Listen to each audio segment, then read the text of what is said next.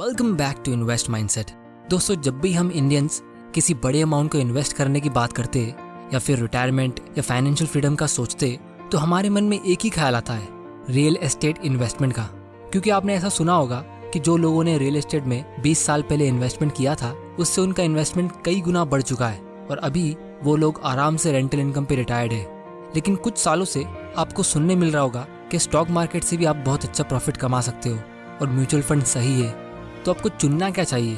तो आज की वीडियो में हम ये 3 चीज़ें डिस्कस करने वाले हैं। सबसे पहले हम ये पता लगाएंगे कि आप रियल एस्टेट में या स्टॉक्स में फ्यूचर में कितना % का रिटर्न एक्सपेक्ट कर सकते हो।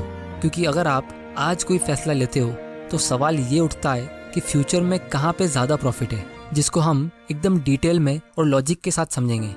फिर दूसरा, हम उसके पास्ट रिटर्न को एनालाइज करेंगे और फिर हम इन दोनों के प्रोज और कॉन्स को एकदम डिटेल में एनालाइज करेंगे। और फाइनली मैं अपना एक मैसेज ऐड करूंगा इस वीडियो के एंड में, ताकि आप एक इन्फॉर्म्ड डिसीजन ले पाओ और अपने पैसों का बेस्ट यूज कर सको। और ये सब हम जानेंगे एकदम इजी लैंग्वेज में एग्जांपल्स के साथ। तो इस वीडियो को एंड तक देख लेना, क्योंकि मैं गारंटीड कह सकता हूँ कि ये एक वीडियो बहुत लोगों के लिए एक आई ओपनर वीडियो हो सकता है। तो सबसे पहले हम ये जानते हैं कि ये दोनों इन्वेस्टमेंट ऑप्शंस में आप फ्यूचर में कितना रिटर्न एक्सपेक्ट कर सकते हो। तो उसको पता लगाने के लिए हम ये समझने की कोशिश करते हैं कि ये दोनों इन्वेस्टमेंट्स में लोग प्रॉफिट कमाते कैसे हैं। तो दोस्तों, रियल एस्टेट में हम 2 तरीके से प्रॉफिट कमा सकते हैं। एक तो जब आप उस प्रॉपर्टी को रेंट पे देते हो, और दूसरा जब आप उसे कम प्राइस पे खरीद के ज़्यादा प्राइस पे बेच देते हो। ये तो आप सबको पता ही होगा। तो हम इस वीडियो के लिए मुंबई की इस प्रॉपर्टी का एग्जाम्पल लेते हैं, क्योंकि इसका रेंट और बाइंग प्राइस दोनों हमारे पास ऑनलाइन अवेलेबल है, जिसे आप खुद चेक कर सकते हो। तो हम यहाँ पे देख सकते हैं कि इसको खरीदने के लिए हमें 2 करोड़ से 2.7 करोड़ तक पे करना पड़ेगा, और उसके बदले हमें जो रेंट मिलेगा वो होगा 35,000 से लेकर 55,000 तक का। तो हम इसको राउंड ऑफ करके इसका सेलिंग प्राइस 2.5 करोड़ पकड़ लेते और 40,000 का मंथली रेंट ले लेते। तो इसके हिसाब से ये पूरे साल का रेंट होता है ऑलमोस्ट 5 लाख का। तो ये 2.5 करोड़ इसका प्राइस हुआ जो आप पे करोगे, और 5 लाख इसकी अर्निंग्स होगी या फिर आपका प्रॉफिट्स जो आपको हर साल मिलेगा। क्योंकि जब आप प्रॉपर्टी को खरीद के रेंट पे देते हो तो उसका रेंट ही आपका प्रॉफिट होगा, उसके अलावा और कुछ अर्निंग्स आपकी होगी नहीं, क्योंकि आप उसे बाय और होल्ड करोगे। बाय एंड सेल के ऊपर हम थोड़ी देर में डिस्कस करने वाले हैं। तो हमारी इस प्रॉपर्टी का प्राइस टू अर्निंग्स रेशियो निकल के आ रहा है 50 का। जैसा कि आप देख सकते हो, 2.5 करोड़ जो इसका प्राइस है डिवाइडेड बाय 5 लाख जो इसकी अर्निंग्स है, जिसका मतलब ये होता है कि आप 50 रुपये एडवांस में पे कर रहे हो 1 रुपया कमाने के लिए। या फिर हम ये भी कह सकते हैं कि हर 100 रुपये पे आप 2 रुपया कमा रहे हो, मतलब 2% का इनकम, जिसको हम रेंटल यील्ड भी कहते हैं। तो मैं अपने कुछ दोस्तों से बात कर रहा था, उसमें से एक ये बोला कि रियल एस्टेट से तो पूरे साल में सिर्फ 2% का इंटरेस्ट मिल रहा है, तो फिर बैंक एफडी इससे अच्छी हुई, क्योंकि एफडी से तो आपको 5 से 6% का इंटरेस्ट मिलता है और प्रॉपर्टी के प्राइस तो कुछ सालों से बढ़ ही नहीं है। तो फिर बाकी लोग कहने लगे, अरे नहीं, प्रॉपर्टी का प्राइस तो बढ़ता है, शॉर्ट टर्म में ये ऊपर या नीचे हो सकता है, लेकिन लॉन्ग टर्म में जैसे 10 या 20 साल में ये बहुत ग्रो होता है। तो मैंने उन लोगों से एक चीज़ पूछी कि क्या मुझे कोई ये बता सकता है कि प्रॉपर्टी का प्राइस किस रेट से बढ़ता है या फिर किस रेट से बढ़ना चाहिए। और इसका जवाब किसी के पास नहीं था।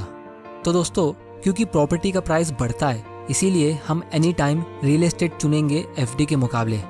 हम थोड़ा सा ज़्यादा पैसा सेक्रीफाइस करेंगे आज, ताकि लॉन्ग टर्म में हमारी इनकम भी ग्रो हो जाए, यानी रेंट और कैपिटल मनी भी ग्रो होता रहे, यानी वो घर का प्राइस। तो अब हम यही पता लगाते कि कोई प्रॉपर्टी का प्राइस बढ़ता कैसे या किस रेट से बढ़ना चाहिए। तो दोस्तों, इन्वेस्टिंग की दुनिया का फंडामेंटल प्रिंसिपल ये है कि किसी भी एसेट का प्राइस 2 वजह से बढ़ सकता है। ये 2 रीजंस के अलावा कोई तीसरी वजह हो ही नहीं सकती। सबसे पहली, जब किसी एसेट की अर्निंग कैपेसिटी ग्रो होती है, यानी ग्रोथ इन अर्निंग्स। मतलब जब घरों के और शॉप्स के रेंट इंक्रीज होते तो उनका प्राइस भी इंक्रीज होना ही चाहिए। तो अगर कोई शहर में किसी प्रॉपर्टी का रेंट बहुत ज़्यादा होगा तो उनका प्राइस भी महंगा होना ही चाहिए। इस बात पे तो हम सब अग्री करेंगे। तो हम ये भी कह सकते हैं कि जिस रेट से अर्निंग्स ग्रो होती है उसी रेट से उस एसेट का प्राइस भी इंक्रीज होना चाहिए। तो फिर आप मुझसे पूछोगे कितने रेट से ग्रो होना चाहिए। तो चलिए इस चीज़ को हम थोड़ा डिटेल में समझने की कोशिश करते हैं। दोस्तों, स्कूल में हम पढ़ते हैं कि लैंड, लेबर, कैपिटल और एंटरप्रेन्योर, ये 4 फैक्टर ऑफ प्रोडक्शन होते हैं।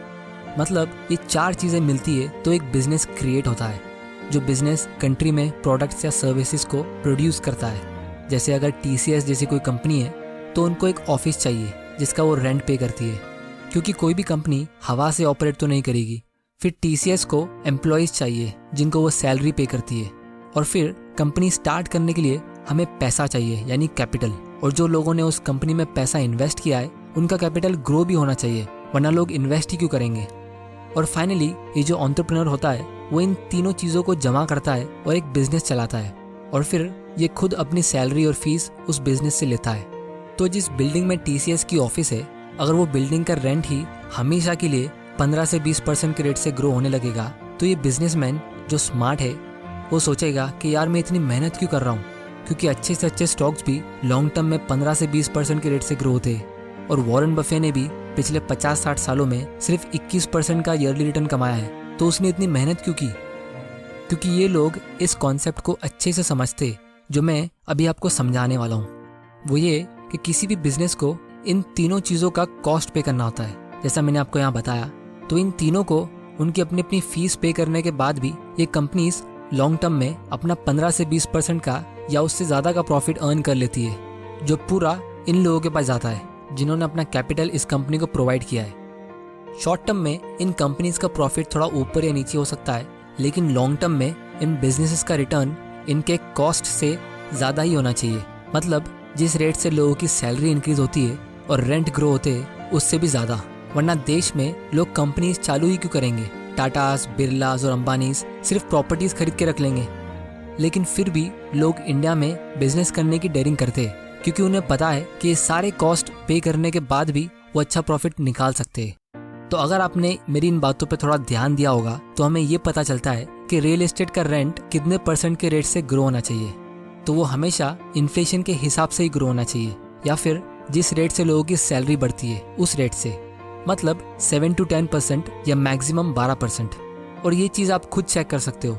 अगर आपका कोई पहचान वाला रेंट पे रहता हो तो आप उससे ये चीज़ कंफर्म कर सकते हो, या फिर अगर आप खुद कोई प्रॉपर्टी रेंट पे देते हो तो ये बात तो आपको पता होगी कि रेंट हर साल अक्सर 10% के आसपास के रेट से ही बढ़ते हैं। वरना अगर ये रेंट ज़्यादा रेट से ग्रो होने लगेंगे तो एक टाइम ऐसा आ जाएगा जब कोई सैलरीड एम्प्लॉयज़ कोई सिटी में रेंट पे रहते हैं तो वो रेंट को अफोर्ड ही नहीं कर पाएंगे, क्योंकि उनकी सैलरी इतनी स्पीड में ग्रो नहीं हो रही है लेकिन रेंट तेज़ी से बढ़ रहा है। और उसी तरह शॉप ओनर्स को बिजनेस करने के लिए बहुत सारे रॉ मटेरियल चाहिए होते हैं।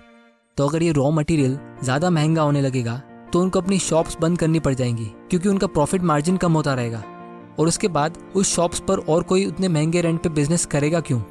तो घुमा फिरा के बात ये आ रही है कि शॉर्ट टर्म में अगर रेंट महंगे भी होते तो वो वापस लॉन्ग टर्म में 10% के रेट के आसपास ही होना चाहिए। ये चीज़ अपने आप होगी डिमांड और सप्लाई की वजह से। तो अब सबसे बड़ा सवाल आप लोगों के मन में ये आ रहा होगा कि इंडिया में पिछले 15 से 20 सालों में रियल एस्टेट का प्राइस तो बहुत ही तेज़ी से बढ़ा है। कुछ प्रॉपर्टीज़ का प्राइस 20 साल में 20 गुना बढ़ गया है। मतलब 10 लाख की प्रॉपर्टी की वैल्यू अब 2 करोड़ की है, जिसको अगर हम कैलकुलेट करें तो वो होते ऑलमोस्ट 16% कंपाउंडेड ईयरली। और कुछ लोकेशंस तो ऐसे भी थे जो इससे भी ज़्यादा स्पीड में ग्रो हुए हैं, और कुछ लोकेशंस कम रेट से ग्रो हुए होंगे। जिसका मतलब ये है कि रियल एस्टेट ने स्टॉक मार्केट को बहुत ही टक्कर दी है, क्योंकि स्टॉक मार्केट से भी हमें लॉन्ग टर्म में उतना ही प्रॉफिट मिलता है। तो जब एक्चुअली में रियल एस्टेट ज़्यादा रेट से ग्रो हुए तो फिर आप लोग ये सोच रहे होंगे कि मैंने ये सब इतनी सारी बातें डिटेल में आपको समझाई क्यों, क्योंकि इंडिया में रियलिटी में तो कुछ और ही हुआ है। तो अब हम इस वीडियो के सबसे इंटरेस्टिंग पार्ट की तरफ आते हैं और ये दूसरा रीज़न समझते हैं कि कोई भी एसेट का प्राइस दूसरी कौन सी वजह से बढ़ता है। तो प्राइस के बढ़ने की दूसरी वजह यह है कि जब उस एसेट के खरीदने का डिमांड इतना ज़्यादा हो जाए कि लोग उसके लिए कोई भी प्राइस पे करने के लिए रेडी हो जाए। यानी प्राइस में इंक्रीज तो हो रहा है for any XYZ reasons but not earning, मतलब अर्निंग्स छोड़ के कोई और दूसरी वजह। तो यहाँ पे ये होता है कि उस एसेट की अर्निंग उतनी ज़्यादा स्पीड में ग्रो नहीं हो रही है, लेकिन फिर भी वो एसेट ज़्यादा प्राइस पे बिकता जा रहा है। तो ये ऐसा हो क्यों रहा है दोस्तों? इसे जानने के लिए हमें 20 साल पीछे जाना होगा। तो अगर आप अपने पेरेंट्स या रिलेटिव्स से पूछोगे तो आपको पता चलेगा कि 20 साल पहले लोन लेने का ट्रेंड इतना नहीं था जितना आज है। वो टाइम पे लोग लोन लेने को बुरा समझते थे, लेकिन अब सब यही सोचते कि काश हमने भी कोई प्रॉपर्टी ले ली होती तो अभी आराम से रिटायर्ड होते। इनफैक्ट बहुत सारे वर्किंग प्रोफेशनल्स भी वो टाइम पे लोन लेने के लिए एलिजिबल होते ही नहीं थे, लेकिन अभी हर कोई छोटी मोटी सैलरी पे भी लोन ले सकता है। और इसीलिए आज की तारीख में ये एक ट्रेंड बन गया है कि अगर आपके पुराने कोई दोस्त ने एकदम कम उम्र में घर ले लिया तो हमारे पास भी घर होना चाहिए। लेकिन लोग ये नहीं देखते कि उसने 20-25 साल का लोन लिया है। इसीलिए जैसे ही किसी नए ग्रेजुएट की जॉब लगती है तो लोग सबसे पहले होम लोन का ही सोचते हैं। और अब हमें पेरेंट्स भी ये एडवाइस देते कि बेटा होम लोन ले ले, पैसा फालतू खर्चा हो जाएंगे, रेंट क्यों भर रहा है, खुद का घर तो हो जाएगा। और दोस्तों एक और इम्पोर्टेंट चीज़ नोट करने वाली ये है कि 20 साल पहले म्यूचुअल फंड्स और स्टॉक्स इतने फेमस नहीं थे, तो वो टाइम पे लोगों के लिए बड़े अमाउंट को इन्वेस्ट करने के लिए एक ही ऑप्शन था। इनफैक्ट आज भी लोग स्टॉक मार्केट और म्यूचुअल फंड में बड़ा अमाउंट डालने से डरते हैं। अगर आपके पास खुद का घर नहीं है तो आपको फाइनेंशियली वीक कहा जाता है, आपको शादी के लिए लड़की नहीं मिलेगी वगैरह वगैरह। तो घुमा फिरा के कंक्लूजन ये आ रहा है कि अगर लोग कहीं से बड़ा अमाउंट कमा भी लेते तो वो उसे रियल एस्टेट में ही डालते। पिछले 15-20 सालों में लोगों ने जब भी कोई बड़ा अमाउंट कमाया है तो उन्होंने सारा के सारा रियल एस्टेट में ही डाला है। तो अब हम एक ठंडी सांस लेते और ये सोचते कि जब हर कोई पहली फुर्सत में प्रॉपर्टी खरीदने के पीछे भाग रहा है और आज की तारीख में लोन लेना भी कितना आसान हो गया है, तो प्रॉपर्टी के प्राइस को क्या होना चाहिए, बढ़ना चाहिए, राइट। तो पिछले 15-20 सालों में हुआ यह है कि रियल एस्टेट की रेंटल अर्निंग्स इतनी तेजी से ग्रो नहीं हुई है, लेकिन उसका प्राइस बढ़ता गया है, जिसकी वजह से आज रियल एस्टेट का प्राइस टू रेंट रेशियो बहुत ही ज्यादा बढ़ गया है 20 साल पहले के मुकाबले। क्योंकि 20 साल पहले यही प्रॉपर्टीज का प्राइस टू रेंट रेशियो लगभग 10 या 20 का था। तो जिन लोगों ने वो टाइम पे प्रॉपर्टीज ली तो उन्होंने वो टाइम पे सही इन्वेस्टमेंट डिसीजन लिया होगा, क्योंकि वो टाइम पे प्राइस टू रेंट रेशियोज कम थे। लेकिन दोस्तों अगर हम आज इन्वेस्ट करने का सोच रहे तो हमें ये देखना चाहिए कि रियल एस्टेट फ्यूचर में कौन सी डायरेक्शन में जाएगा। और इसीलिए हम ये सेकंड पॉइंट का एस्टिमेट नहीं कर सकते कि मार्केट में लोग कब तक किसी प्रॉपर्टी को और ज़्यादा महंगे प्राइस पे खरीदते रहेंगे, जिसकी वजह से सिर्फ इसके भरोसे रहना कि कोई आपसे और महंगे प्राइस पे उसे लेता रहेगा वो गलत होगा। वो इसलिए क्योंकि हर एक ट्रेंड खत्म होता ही है, फिर चाहे वो स्टॉक्स का हो या रियल एस्टेट का या बिटकॉइन का या कोई और इन्वेस्टमेंट का। आपको उसकी इंट्रिंसिक ग्रोथ पे फोकस करना चाहिए, क्योंकि जब कोई ट्रेंड किसी एसेट के प्राइस को बहुत ज़्यादा स्पीड में ग्रो कर देता है, जिसकी वजह से उसका प्राइस उसकी अर्निंग से बहुत ही ज़्यादा आगे निकल जाता है, तो उसके प्राइस को उसी लेवल पे या तो लंबे टाइम के लिए वेट करना पड़ता है ताकि उसकी इंट्रिंसिक ग्रोथ उसे कैचअप कर ले, या फिर वो अचानक से नीचे गिरता है जिसको हम मार्केट क्रैश बोलते हैं। आप किसी भी स्टॉक को देख सकते हो, जब उसका प्राइस उसकी वैल्यू से बहुत ज़्यादा आगे बढ़ता है तो उसमें करेक्शन आता ही है। या फिर आप सेंसेक्स को देख लो, उसको हर साल 15% के रेट से ग्रो होना चाहिए, लेकिन एक साल में अगर वो 25% के रेट से बढ़ता है तो वो हमेशा उतने रेट से ग्रो नहीं हो सकता। तो अब आप लोग में से बहुत लोग मुझे ये कहोगे कि रियल एस्टेट का प्राइस क्रैश कैसे हो सकता है, ये तो इम्पॉसिबल है, क्रैश तो सिर्फ स्टॉक मार्केट में होते हैं। तो इसके लिए हमें इंडिया से बाहर निकल के दूसरी कंट्रीज में जाना होगा, ऐसी कंट्रीज जो हमसे कुछ सालों आगे है, जैसे यूएसए। तो अगर आप थोड़ा रिकॉल करने की कोशिश करोगे तो आपको याद आएगा कि 2008 में जो मार्केट क्रैश हुआ था वो एक्चुअली में रियल एस्टेट की वजह से ही हुआ था। और यहाँ पे ये चार्ट में आप देख सकते हो जिसमें पिछले 30 साल का यूएस की रियल एस्टेट प्रॉपर्टीज का प्राइस है, और आप इसमें देख सकते हो कि क्रैश होने से पहले जिस ऊंचाई पे इसका प्राइस पहुंचा था उस लेवल पे ये अभी तक 12 सालों के बाद भी नहीं पहुंचा है। उसकी वजह ये है कि ये पूरी दुनिया का सबसे पहला रियल एस्टेट का मार्केट क्रैश था, जैसे इंडिया में एक बार भी नहीं हुआ है। तो उसी तरह यूएसए में लोग यही सोचते थे कि रियल एस्टेट का प्राइस कभी गिरता ही नहीं है, और लोग बहुत ज़्यादा प्राइस पे प्रॉपर्टीज को खरीदने लगे थे। और जो लोग उसे अफोर्ड नहीं कर सकते थे वो लोग भी उसे और महंगे प्राइस पे खरीदते थे लोन लेके, ये डर से कि फ्यूचर में तो इनके प्राइस और ज़्यादा महंगे हो जाएंगे, क्योंकि मार्केट क्रैश या प्राइस करेक्शन ये सब चीज़ें किसी के दिमाग में थी ही नहीं। तो दोस्तों हम आज की तारीख में ये नहीं पता लगा सकते कि फ्यूचर में रियल एस्टेट का ट्रेंड कैसा होगा, जिसकी वजह से उसका प्राइस टू रेंट रेशियो कम होगा या ज़्यादा होगा। और हमें ये भी नहीं पता कि आगे मार्केट क्रैश होगा या ये प्राइस और ज़्यादा बढ़ते रहेंगे। लेकिन इन्वेस्टिंग में हम वही इन्फॉर्मेशन के बेसिस पर फैसला लेते जो हमें इस वक्त क्लियर कट पता हो, और ये एक लेसन लाइफ टाइम के लिए याद रख सकते हो। क्योंकि अगर आप कोई एसेट एकदम सस्ते प्राइस पे खरीद लेते हो, मतलब उसकी इंट्रिंसिक वैल्यू से भी कम प्राइस पे, तो आपको उसे बेचने की इतनी चिंता करने की जरूरत नहीं होगी। आपके पास बायर्स खुद चल के आएंगे उसे उसके फेयर मार्केट वैल्यू पे खरीदने के लिए, और आपके लॉस होने के चांसेस बहुत ही कम होंगे। लेकिन अगर आप कोई एसेट को बहुत ही महंगे प्राइस पे खरीद लेते हो तो हो सकता है आपको लॉन्ग टर्म में प्रॉफिट मिल जाए, लेकिन उसका रेट ऑफ रिटर्न इतना अच्छा नहीं होगा। तो अब तक आपको लॉजिकली ये तो समझ आ गया होगा कि रियल एस्टेट की इंट्रिंसिक वैल्यू कितने रेट से ग्रो होनी चाहिए, और हम ये भी समझ गए कि रियल एस्टेट के प्राइस एक्चुअली में कितने रेट से ग्रो हुए हैं। तो चलिए अब हम जल्दी से दोनों के प्रोज और कॉन्स को डिस्कस कर लेते हैं। तो रियल एस्टेट की सबसे बड़ी प्रॉब्लम ये होती है कि जब आप जीरो से स्टार्ट करते हो तो आप एक साथ 2 करोड़ रुपया कहाँ से लाओगे। ये तो अमीर लोगों को और अमीर बनाने की स्कीम हो गई। तो जो चीज़ मैं नोटिस करता हूँ वो ये है कि मिडिल क्लास लोग यहाँ पे शॉर्टकट मारने की कोशिश करते। वो ये कि वो इसमें लोन लेते जिसमें उन्हें 7 से 8% का इंटरेस्ट पे करना पड़ता है, जिसकी वजह से वो इस 2 करोड़ की प्रॉपर्टी के लिए कई गुना ज़्यादा पे कर लेते और यहाँ पे वो कंपाउंडिंग के खिलाफ जाते और ये सारा पैसा एक एक रुपया उनकी मेहनत की कमाई का होता है। लेकिन स्टॉक मार्केट में आप 500 रुपये से भी स्टार्ट कर सकते हो।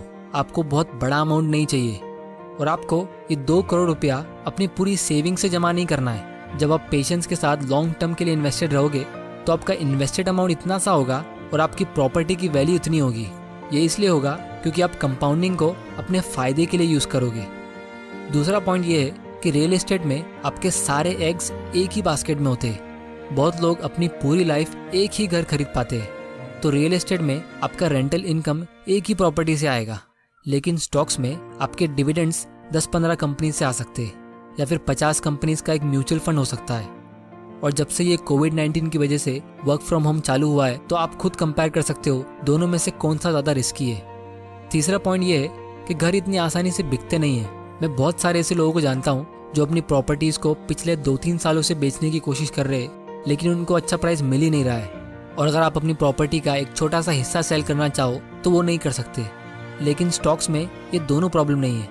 आप इमीडिएटली उसे बेच भी सकते हो और आप उसका एक छोटा सा पोर्शन भी बेच सकते हो।